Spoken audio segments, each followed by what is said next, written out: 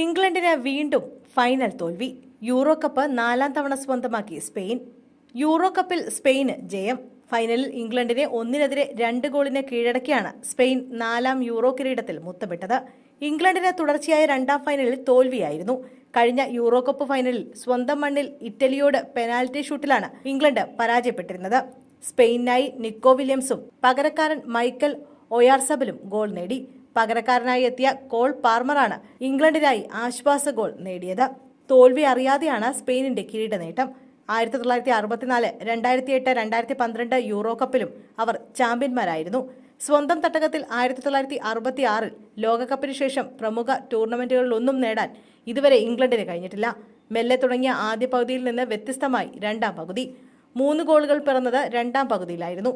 Euro കപ്പിലെ മികച്ച താരമായി സ്പെയിനിന്റെ മിഡ്ഫീൽഡർ റോഡ്രിയും യുവതാരമായി വിഗ്മർ ലെമിൻ യമാലും തെരഞ്ഞെടുക്കപ്പെട്ടു. മൈക്ക് മെയ്ഗനാണ് മികച്ച ഗോൾ കീപ്പർക്കുള്ള ഗോൾഡൻ ഗ്ലൗ പുരസ്കാരത്തിന് തെരഞ്ഞെടുക്കപ്പെട്ടത്. ഗോൾഡൻ ബൂട്ട് 6 താരങ്ങൾ പങ്കിട്ടു. 3 ഗോളുകൾ വീതം നേടിയ സ്പെയിനിന്റെ ഡാനി ഓൾമെ, ഇംഗ്ലണ്ടിന്റെ ഹാരി കെയ്ൻ, നെതർലാൻഡിന്റെ കോഡി ഗാപ്കോ, ജർമ്മനിയുടെ ജമാൽ മുസ്ലിയ, സ്ലോവാക്യയുടെ ഇവാൻ ഷ്രാൻസ്, ജോർജിയയുടെ ജോർജെ മിക്കോഡെസ് എന്നിവരാണ് പട്ടികയിലുള്ളത്.